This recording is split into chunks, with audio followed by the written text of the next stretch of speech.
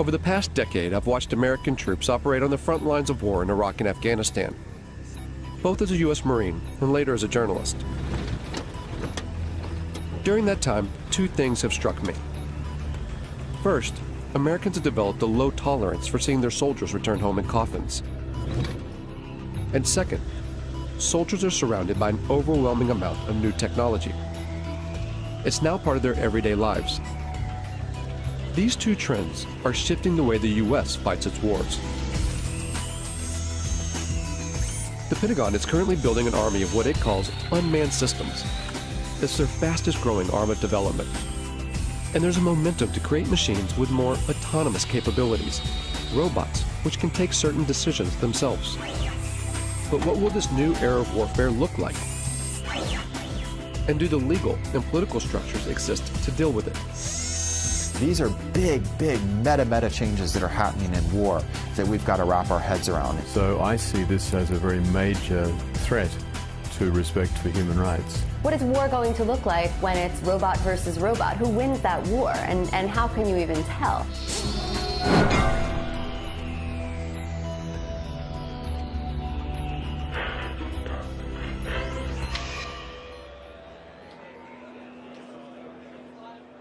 This is the largest gathering of robotics companies in the world. It's organized by AUVSI, the Association of Unmanned Vehicle Systems International. So these are successfully used in operations at the reactors. Hundreds of private corporations and university researchers are here to show off their latest cutting-edge inventions. And so there's things that we can actually pick up with the gripper, use them to defuse a bomb, and then put them back. They're all either selling their products or soliciting funds for their projects. And most of them are targeting a single customer with deep pockets, the U.S. military. This is an annual conference for the robotics industry in Washington, D.C. Years ago, this was a pretty small gathering. This year, there'll be over 7,000 attendees. It's an enormous business here now. It covers everything. You'd be surprised what you could find. Everything from unmanned boats, ships, submarines, to armed drone helicopters. And just the air portion of the robotics or unmanned industries this year will be worth $7 billion. In 2009, the U.S. Defense Department earmarked $18 billion over 5 years for the development of unmanned systems. This boom in military robotics comes off the back of the so-called global war on terror. The wars in Iraq and Afghanistan, along with lethal action in Pakistan and Libya, have created a political and strategic space for unmanned robotic systems. It's not a situation where you're in these big, formation operations or fights. You're dealing with very explosive, very spontaneous events. So you need something that's watching all the time and something that's very adaptable to be able to move from one location to another very quickly. The U.S. Air Force is presently training more unmanned systems operators than it's training manned fighter plane and manned bomber plane pilots put together. But that actually makes perfect sense because they're actually buying more unmanned systems than they're buying manned fighter planes or manned bomber planes. The number of drones in use by the U.S. military has surged from a handful in 2001 to over 7,000 today, and the number of ground robots has shot from 0 to 12,000.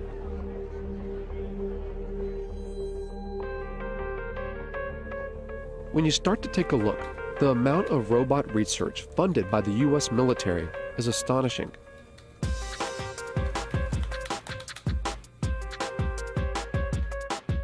Fault Lines put in more than 100 requests and follow-ups to the Pentagon, military contractors, private robotics companies, and university research labs. But gaining access to see how these tax dollars are put into use isn't easy. When we could actually get a response, it was almost always a firm no. After several months of chasing, only a handful agreed to allow us to film.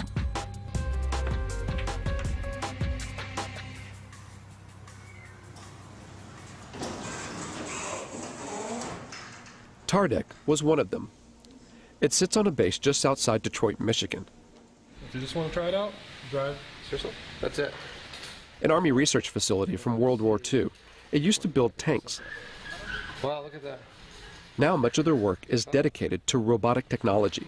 What we're looking at here at Tardec is unstructured environments. So robots that can move out of the area of very strict programming.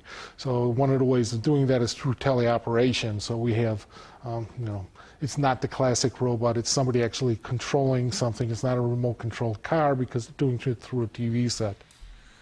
All the robots here are collaborations between TARDEC and private companies or university labs, or both. Companies like iRobot in Bedford, Massachusetts. This is the home of the PackBot, one of the first ground-based robots the U.S. military adopted after 9/11. Thousands are being used in Iraq and Afghanistan to defuse improvised explosive devices, or IEDs. The old way of doing business was to ask an individual, our sons, our daughters, our brothers, our sisters, to mount up one of those heavy, cumbersome, hot bomb suits and literally to waddle out to go face to face with an IED. Today, we do that at distance, and we do it virtually via a robot. Much, much better way to do business. So the interesting thing about this one is light. It weighs about 5 pounds or so. And here's what the military wanted. A robot that you could throw, say over a wall or something, and then look, it rights itself. And now you can see over that wall with the cameras on that robot. With video game-like controllers, soldiers can guide recon robots like this one to see over walls or defuse bombs. These ground-based robots add a buffer between the soldiers that use them and a potential threat, whether it's a bomb or a human enemy.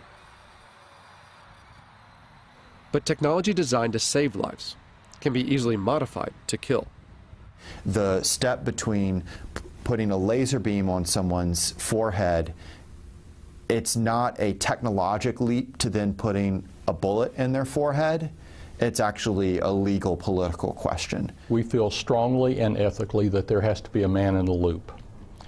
If you look at the history of any military technology, it typically starts in reconnaissance, then becomes frustrated that you see bad happenings but can't deal with them, and it evolves to strike. Really, the technology will happen. It's how we're going to deal with that technology. While the idea of arming ground robots still seems taboo, in the air, it's a line that has long been crossed. At a Utah Army testing facility, the military has invited members of the media to a display of its unmanned aerial systems. We're going to showcase that entire package for you here today in a way that I think is going to really resonate with you once you see what's inside and behind the curtain. It's the largest drone demonstration the U.S. Defense Department has ever allowed to be filmed. As the drones fly overhead, journalists watch the mock operation from inside a hangar. From 7,000 meters in the air, the Gray Eagle hunts its target. 8-9, Overlord Maine. Maintain eyes on that truck. It's estimated that the Pentagon will invest nearly $37 billion toward drone development through 2020,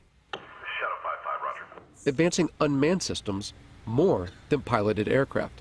Oh, I think it's fundamentally changed warfare. I think it's fundamentally changed the way we operate.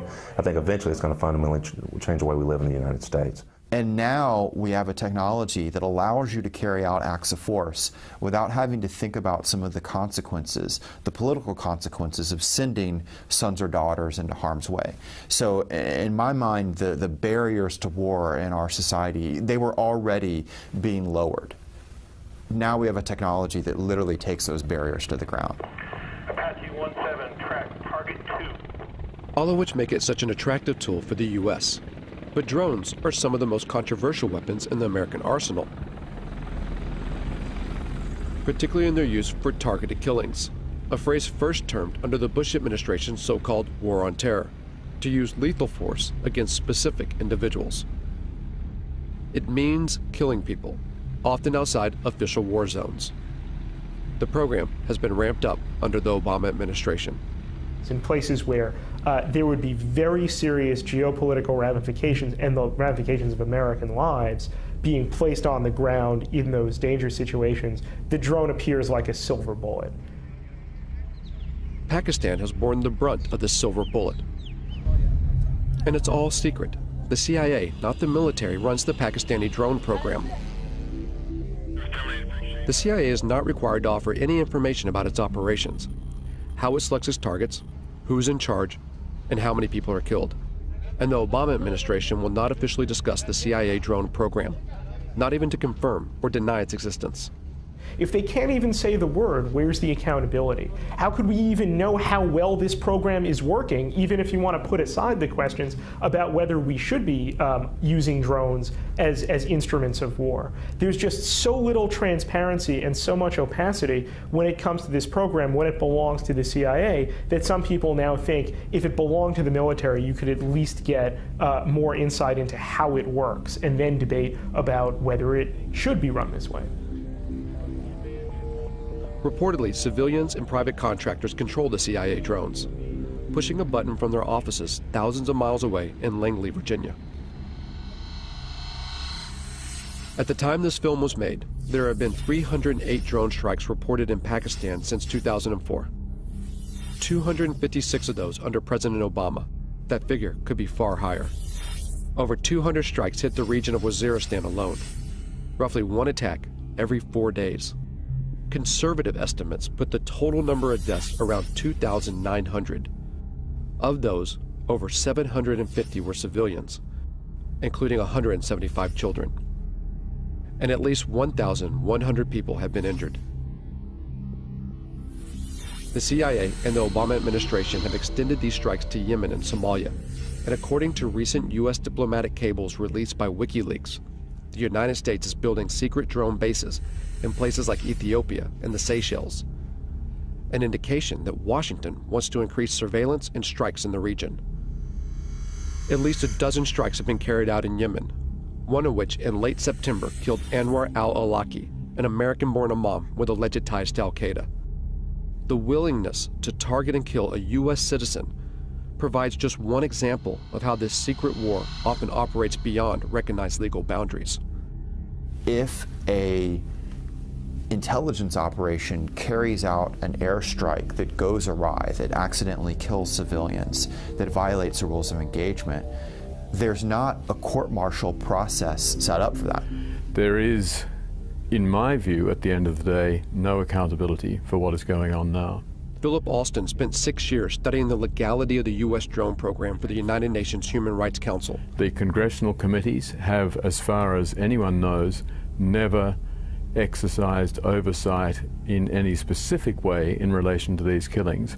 He says that the American government's justification for the strikes, self-defense in response to 9/11, even now, 10 years later, is a manipulation of the international laws governing conflict.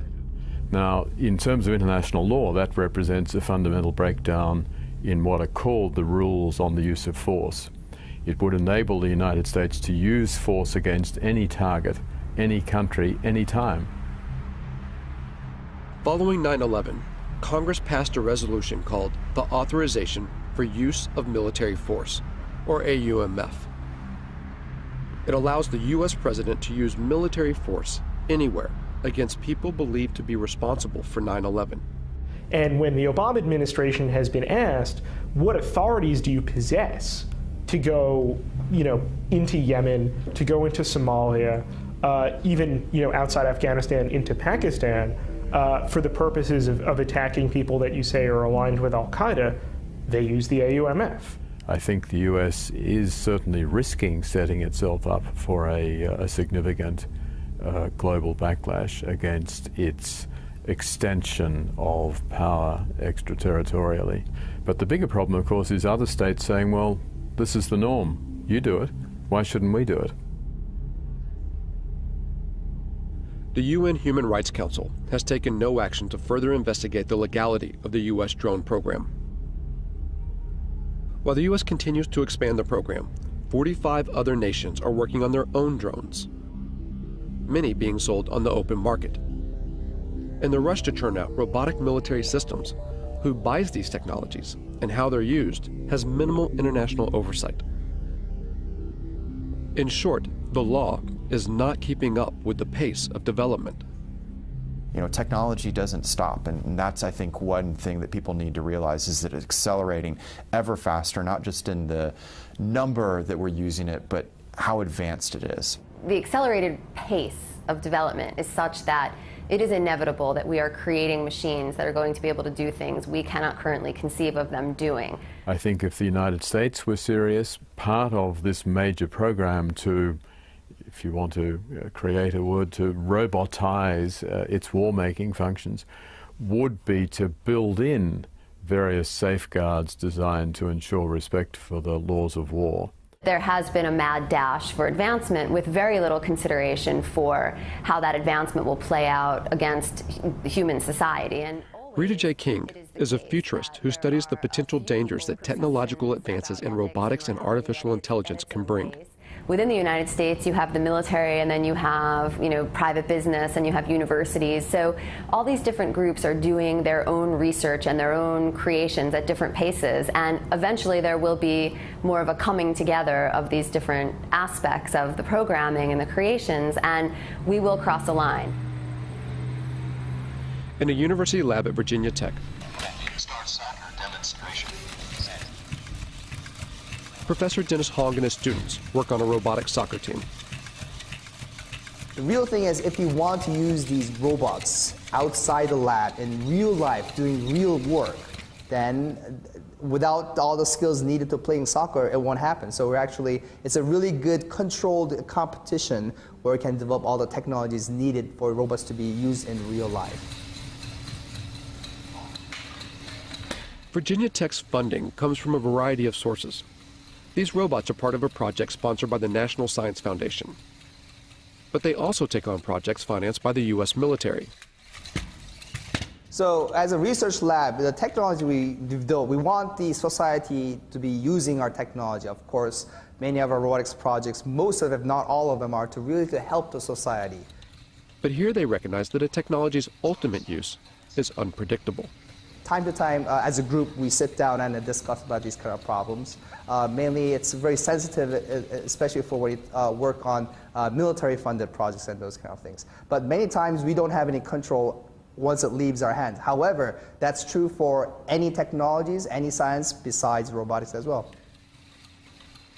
It's hard to put a timeline on how fast robots and artificial intelligence will develop. But almost everyone we spoke to seemed to believe that in just a few decades, the robots that will exist in our world will be unrecognizable by today's standards.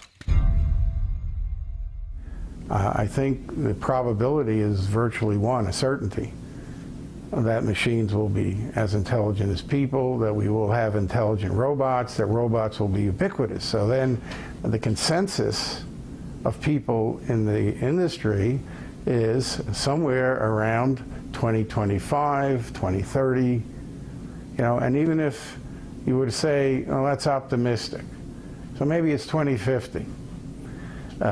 Maybe some of us won't be around to see it, perhaps, but it's not that far in the future. It's not 1,000 years. It's not 500 years.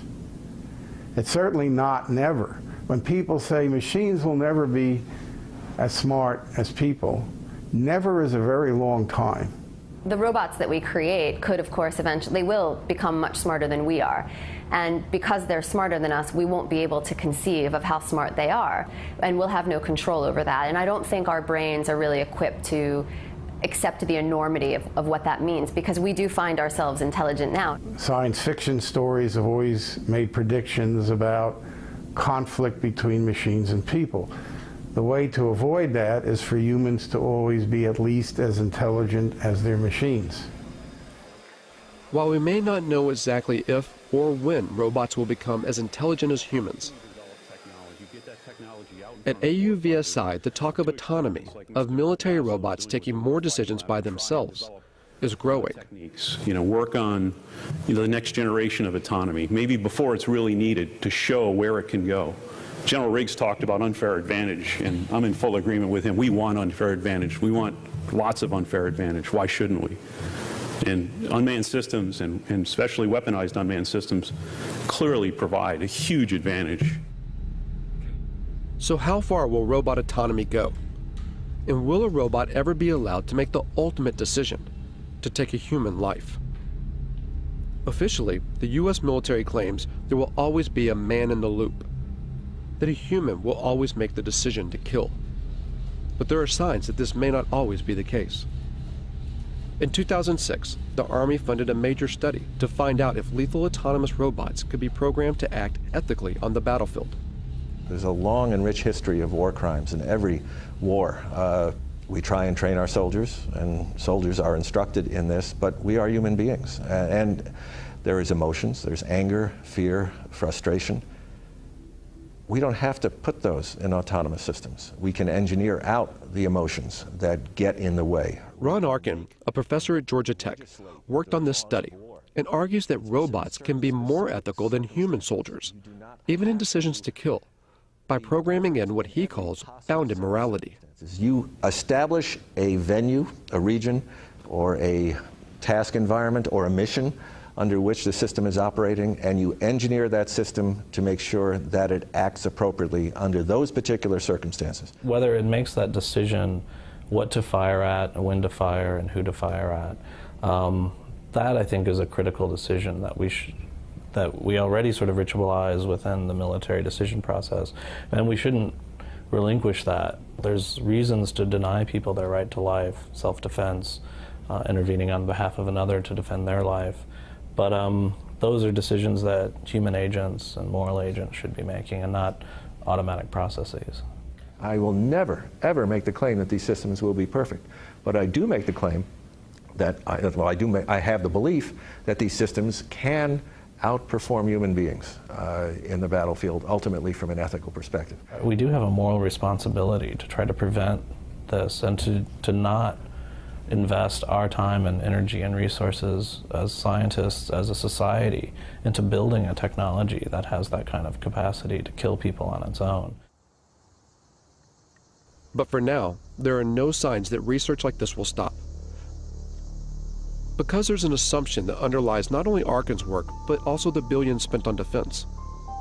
The assumption that war will always continue. War is a very cultural thing. It's a kind of a social deliberation instead of a moral deliberation, or a cultural deliberation, if you will. Like, how do we want to fight wars? What is it to be a warrior in this society? And what does this society decide that war is about and is good for? In the past, battles had formal boundaries and ends, where each side had to bury their own. But as more robots go to war on behalf of humans, what stake does society hold? As killing becomes more automated, does it make war all too easy? So I think that is a big issue as far as what these technologies are going to do, and making war much easier to become involved in, and really detaching, especially in the United States, the American public from its sense of responsibility and moral and social deliberation that should go into deciding when wars occur. A lot of people say, well, why don't we stop working on this technology? There's a problem, though. You'd have to stop science. It means you'd also have to first stop war and stop capitalism. And there's such a vast amount of money that goes into thinking about defense problems and solving defense problems, that if we turned that time and energy and resources into solving more practical problems, we would actually probably alleviate most of the social and political problems that cause us to have defense and security concerns. And the fact of the matter is that most of the funding that's going into robot research, of course, is to create a better war machine. And to what end? It demonstrates how far we are from the sort of intelligence we need to build robots that can help us instead of hurt us.